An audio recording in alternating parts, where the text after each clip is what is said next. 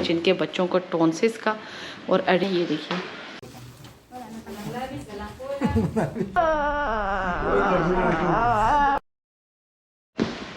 अस्सलामुअलैकुम, welcome back to my channel. आप सब देख रहे हैं मेरा चैनल मंजिल फलक और मैं हूँ फलक खान। भाई आज आप लोग सोच रहे होंगे आप लोगों की होस्ट एंड दोस्त जो है बिल्कुल सिंपल क्योंकि कुछ करने की हालत ही नहीं है। रात के 2 बज रहे हैं, बैकग्राउंड चेंज है, थोड़ा सा व्यू भी आप लोगों को दिखाती हूँ। तो भाई व्यू थोड़ा जो है तो वो ये कुछ इस तरह का सीन है, ये देखिए। हेलो, लाइक करना है वीडियो तो। और ये साथ में भी यहाँ पे बूपा चल रही है। बूपा के बगैर ना ज़िंदगी बड़ी अधूरी है, कार्टून्स के बगैर। और यहाँ पे और इस साइड पे ये जी अरीशा के कपड़े तो आ गए हैं, बट अभी तक हमने अरीशा को चेंज नहीं करवाया, थोड़ी देर में चेंज करवाया।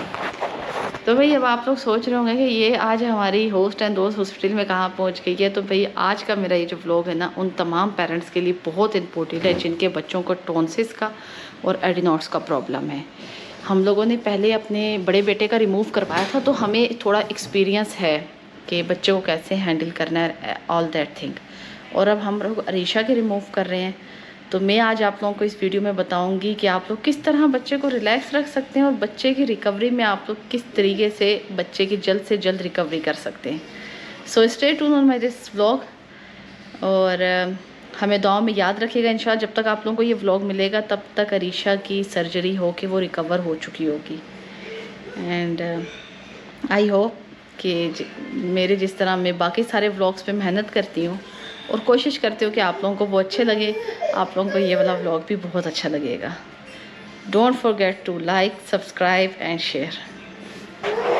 अच्छा, यहाँ पे सबसे पहले आप लोगों को मैं ये चीज़ बता दूँ कि व्हाट इज़ टॉन्सिलाइटिस। आप लोगों की स्क्रीन के ऊपर एक पिक्चर चल रही है जो एक नॉर्मल टॉन्सिलाइटिस की है और एक एबनॉर्मल की है। जिन बच्चों को टॉन्सिस का इशू होता है उनके ये एबनॉर्मल टॉन्सिस होते हैं। गले के अंदर ये जो 2 बाउल आप लोगों को नज़र आ रहे हैं, ये बाउल बहुत ज़्यादा स्वेल हुए हुए होते हैं, वाइट कलर के पैचेस होते हैं, गला पूरा मुंह रेड होता है। अब बात करते हैं एडिनोइड्स की। अब एक और पिक्चर आप लोगों की स्क्रीन पे चल रही है जिसमें आप लोगों को इन लार्ज एडिनोइड्स लिखा हुआ आ रहा है और इन लार्ज टॉन्सिल्स लिखा हुआ आ रहा है।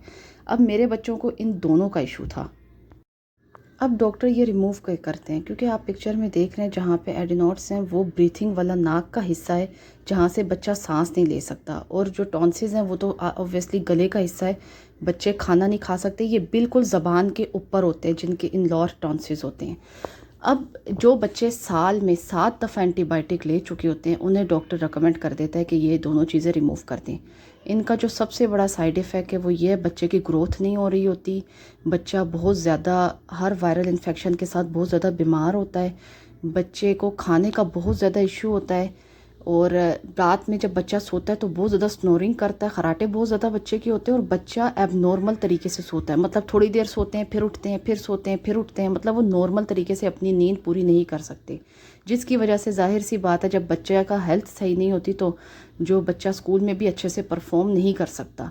जिन बच्चों को ये इशू होता है उनके स्कूल की छुट्टियाँ बहुत ज़्यादा होती हैं क्योंकि टॉन्सिस में फ़ीवर जो होता है 100 to 103 तक होता है, बहुत हाई फीवर होता है उन बच्चों को। एक यहाँ पे एक सवाल और ये भी है कि ये क्या देसी दवाइयों से ख़त्म हो जाते हैं? तो नहीं, ये देसी दवाइयों से ख़त्म नहीं होते। एडिनोइड्स फिर से हो जाते हैं लेकिन टॉन्सिस दोबारा से बड़े नहीं होते।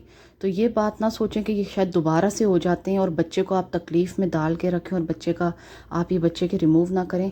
जिन बच्चों को इसका इशू होता है उन्हें फ़ौरन से रिमूव करवा देना चाहिए। जिस वक्त ये मेरे बच्चों में बहुत ज़्यादा टेंस थी अपने बड़े बेटे को लेकर, मैं रिमूव नहीं हम कर रहे थे, तो डॉक्टर ने हमें इतने सारे साइड इफ़ेक्ट्स बताए थे और अल्हम्दुलिल्लाह जब उसका ये रिमूव कर दिया तो हमें उसके अंदर चेंजिंग्स नज़र आई। मेरे बच्चे तोतले भी बहुत थे, ये रिमूव करने के बाद उनकी बातें भी बहुत ज़्यादा क्लियर हुई हैं।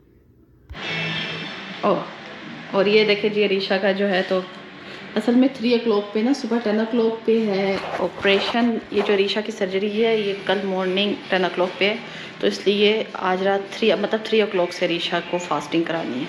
और ये देखें साथ में यहाँ पे चाय वगैरह का भी इंतज़ाम है, साथ में फ्रिज है।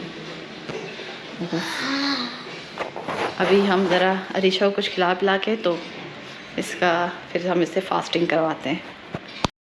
सऊदी अरब में क्योंकि मेडिकल का निज़ाम बहुत ज़्यादा अच्छा है, तो बच्चों की जितनी भी सर्जरीज़ होती हैं जिसमें उन्हें फ़ास्ट करना होता है, वो हॉस्पिटल एडमिट हो के ही डॉक्टर्स फ़ास्ट करवाते हैं।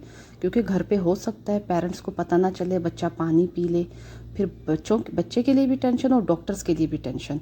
यहाँ पे सबसे बड़ी टिप्स ये हैं कि बच्चे को सर्जरी से एक दिन पहले आप बताएं कि बेटा कल हम आपके टॉन्सिल्स रिमूव कर रहे हैं, क्योंकि आप बार बार बीमार होते हैं। जितने बच्चे के फेवरेट टॉयज़ हैं वो आप हॉस्पिटल अपने साथ ले जाएं। Colouring books, colours, markers, paints, अगर उन्हें इन सब चीज़ों का शौक़ है तो वो भी आप अपने साथ ले जाएं। यहाँ पे आप लोग देख सकते हैं अरीशा बहुत ज़्यादा रिलैक्स है, लेकिन सब बच्चे एक जैसे नहीं होते। हमारा दोनों बच्चों की दफ़ा हमारा एक्सपीरियंस अलग अलग है। अहमद ने इतना शोर शराबा नहीं किया और बहुत जल्दी रिकवर हो गया, लेकिन अरीशा का बहुत चेंज था। अरीशा ने हमें परेशान किया और ख़ुद भी बहुत ज़्यादा बेचारी परेशान हुई। जो बच्चे चीखें मारते हैं, स्पेशली आपने बच्चे को मना करना है कि बेटा आपने चीखें नहीं मारनी है। जो बच्चे चीखें मारते हैं तो कानों में पेन स्टार्ट हो जाता है, और वो कानों का जो पेन है वो बच्चे का फिर बहुत लॉन्ग टर्म तक रहता है। इसके बाद आप नेक्स्ट क्लिप देखेंगे अरीशा को जब उन्होंने IR पे शिफ्ट किया।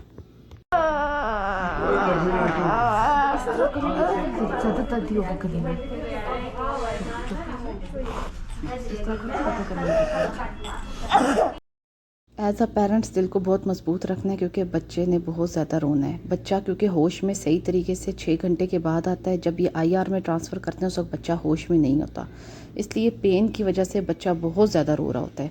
यहाँ पे बच्चे को कोई किसी किस्म की नींद की दवाई नहीं दी जाती। उसके बाद अरीशा को यहाँ पे इन्होंने पेन किलर लगाया ताकि अरीशा थोड़ा सा रिलैक्स करे।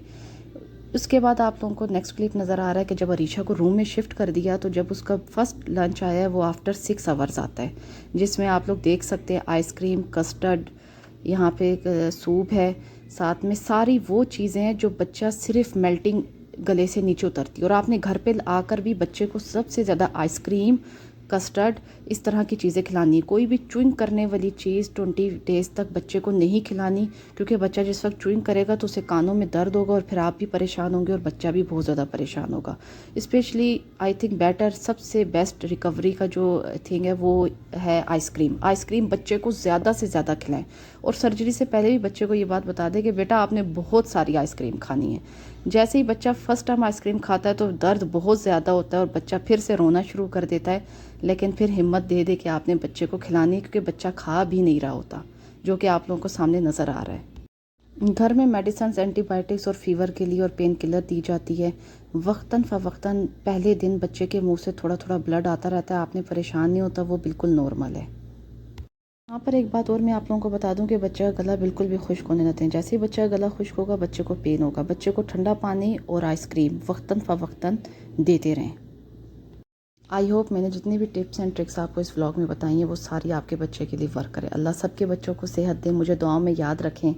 अल्लाह ने के पान।